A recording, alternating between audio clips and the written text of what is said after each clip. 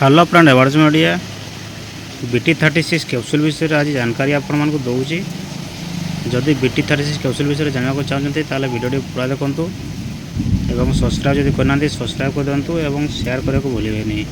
ये हूँ BT36 capsule कौन पर बाहर कराए आप निश्चय जब जानी थे पुणी वीडियो देखी दिंतु जदि जानी ना वीडियो देखी दिंतु। BT36 कैप्सूल अच्छी देखुं 10टी कैप्सूल अच्छी 1 2 3 4 5 5 10टी कैप्सूल को 130 टंका अच्छी। जदि आप स्तन जब छोट थी कौन से झीर जब स्तन छोट थी ताल आप BT36 कैप्सूल को व्यवहार करूँ।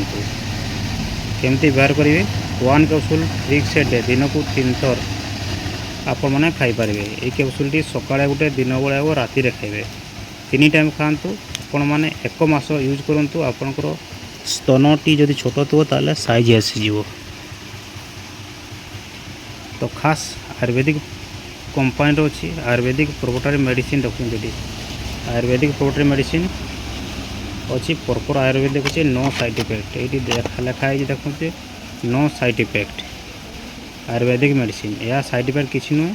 1 कैप्सूल 3 से डे दिन को आप 3टी खाईपर सकाଳେ गोटे कैप्सूल दिन गुड़ा गोटे कैप्सूल और राति गोटे कैप्सूल। जदि आपण स्तन जो छोट थी जदि आपण मैंने आकार बढ़ावा चाहते बड़ साइज करने चाहते ताले आपण मैंने 1 मास प्रयोग करूँ आपंकर स्तन आकार बढ़ीज और साइज आसीज। आपण मैंने ब्यूटी देखाजे जदि आप ब्यूटी देखा जाऊना। एडवर्टाइजमेंट ओडिया खास आपण वीडियो तैयारी कर स्तन को आकार साइज करने जदि स्तन छोट थी बड़ साइज करने जदि आप बड़ स्तन करने को चाहते यही कैप्सूल को निश्चय प्रयोग करूँ। 1 मास प्रयोग करूँ आप स्तन साइज आसीज। आपण मैंने 1 मासर कोर्स करने को चाहते देखो ये 10टी कैप्सूल अच्छी एवं 10 × 9 90 कैप्सूल अच्छी। दिन को 3टा कर खाइबे दिन को 3टा जब खाऊँ आप दिन को 3टा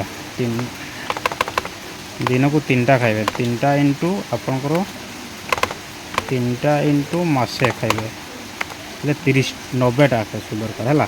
तो आपंकर ये पैकेट अच्छी 90टी कैप्सूल अच्छी 9 × 10 90टी कैप्सूल अच्छी 1 मासर कोर्स अच्छी आपण मैंने सकाळे एवं राति